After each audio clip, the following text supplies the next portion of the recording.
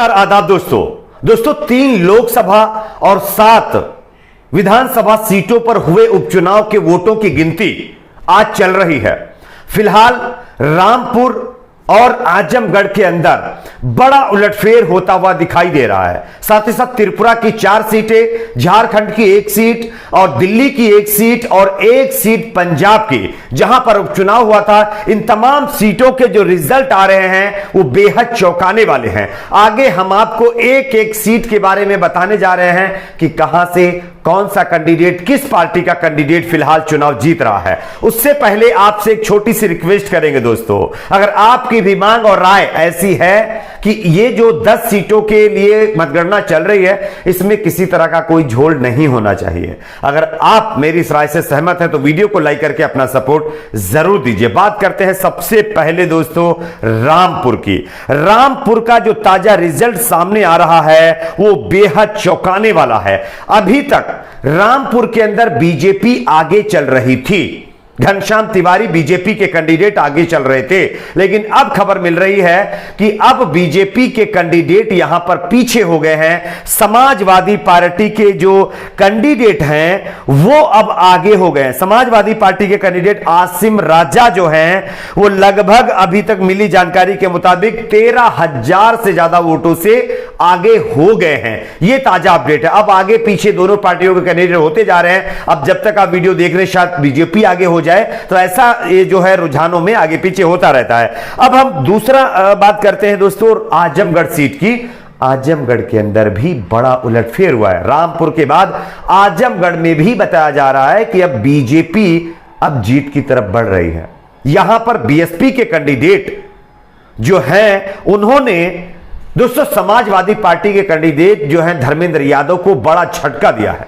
अभी तक मिली जानकारी के मुताबिक यहां पर समाजवादी पार्टी पीछे हो गई है। बीजेपी के कैंडिडेट निरहुआ लगभग अभी तक जो अपडेट है उसके मुताबिक 5,864 वोटों से आगे चल रहे हैं।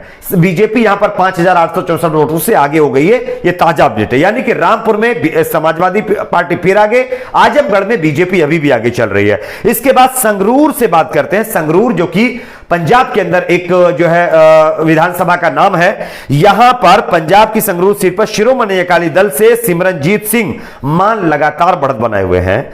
अभी तक 5,582 वोटों से शिरोमणि अकाली दल की कैंडिडेट चुनाव जीत रही हैं।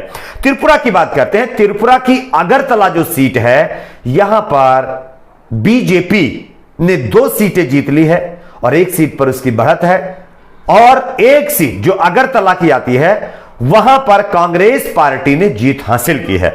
तो यह हो गया दोस्तों यानी त्रिपुरा की सीटों का हाल। त्रिपुरा के सीएम जो हैं मणिक शाह, उन्होंने 6,104 वोटों से अपनी सीट जीत ली है। यह ताजा अपडेट दोस्तों सामने आ रही है। साथ ही साथ 2 सीटें बीजेपी के खाते में यहां पर चली गई हैं, 1 सीट कांग्रेस पार्टी के खाते में। अब बात करते हैं आंध्र प्रदेश की आत्मापुर सीट। आंध्र प्रदेश की आत्माकुर सीट पर वाईएसआर कांग्रेस जो जगनमोहन रेड्डी की पार्टी है, उनकी उम्मीदवार मेकापति विक्रम रेड्डी 37,609 मतों से आगे चल रहे हैं।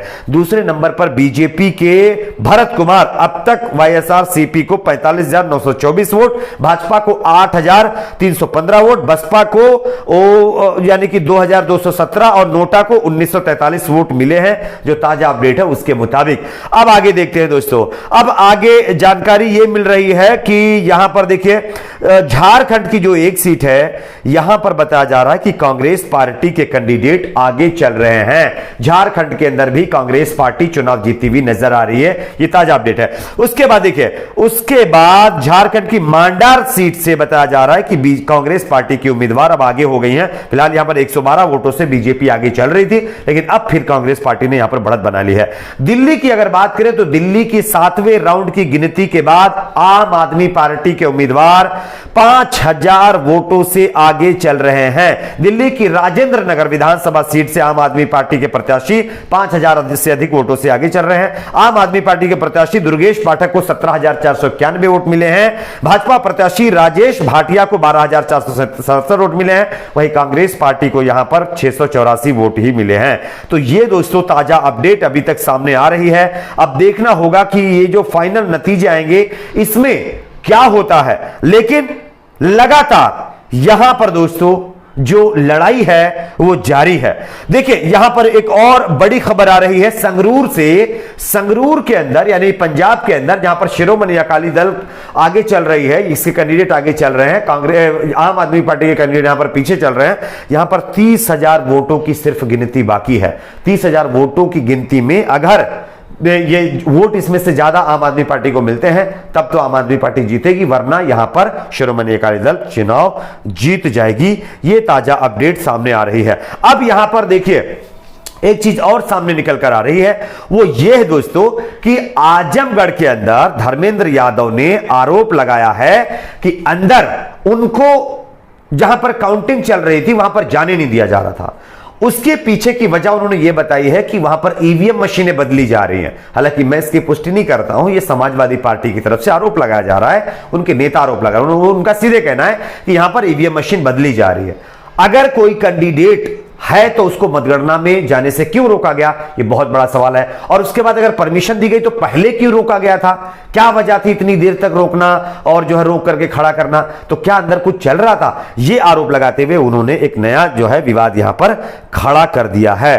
तो यह भी एक ताजा अपडेट है। यहां पर देखिए रामपुर में अभी भी बीजेपी फिलहाल आगे चल रही है ताजा अपडेट के मुताबिक। और अगर ओवरऑल सीटों की बात करें, ओवरऑल जो सीटें हैं, 3 जो सीटें दोस्तों लोकसभा की हैं, 3 सीटों में से बीजेपी 1 सीट पर अब जीतती हुई नजर आ रही, 2 सीटों पर बीजेपी की हार होती हुई दिखाई दे रही है। साथ ही साथ अगर बात करें विधानसभा की, तो विधानसभा में बीजेपी के खाते में महज 3 सीटें जा रही हैं, जबकि 4 सीटें अन्य पार्टीज के खाते में जा रही, जिसमें से 2 सीटें कांग्रेस पार्टी के भी खाते में जा सकती हैं। यानी कि इसमें से 1 सीट तो कांग्रेस पार्टी के खाते में चली गई है। साथ ही साथ झारखंड की 1 सीट पर कांग्रेस पार्टी आगे चल रही है। यह सीट भी बताया जा रहा है कि कांग्रेस पार्टी के खाते में जा सकती है। तो यह ताजा अपडेट दोस्तों इन 10 सीटों में 3 लोकसभा और 7 जो विधानसभा की सीटें हैं उसको लेकर के यानी कि जानकारी सामने आ रही है। सबसे ज्यादा चौंकाने वाली बात तो यह है दोस्तों कि रामपुर के अंदर समाजवादी पार्टी का पीछे होना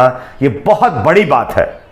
इससे पहले जो समाजवादी पार्टी के कैंडिडेट हैं वो लगातार कह रहे हैं कि बेईमानी करवाई गई है, अभी भी बेईमानी हो रही है। समाजवादी पार्टी के कैंडिडेट ने कहा है हमारे वोट जो होते हैं उनको अमान्य घोषित करवाया जा रहा है। काउंटिंग सेंटर पर हमारे वोटों को कुछ भी थोड़ी बहुत प्रॉब्लम होती है, अगर इतनी ही प्रॉब्लम बीजेपी वालों की वोटों में होती है तो उनको अमान्य घोषित किया जाता है, हमारे वोटों को साइड कर दिया जा रहा है। तो इस तरह से भी एक बड़ा जो है प्लान के तहत मामला चल रहा है। अब देखिए क्या होता है। रामपुर से बड़ी खबर है, रामपुर से जब मैं वीडियो बना रहा हूं तब तक अपडेट है कि अब समाजवादी पार्टी आगे है, जैसा कि मैंने पहले आपको बता दिया था। ठीक है, आपकी अपनी अपडेट क्या है नीचे कमेंट बॉक्स में जरूर बताएं। वीडियो को लाइक शेयर, चैनल को सब्सक्राइब जरूर।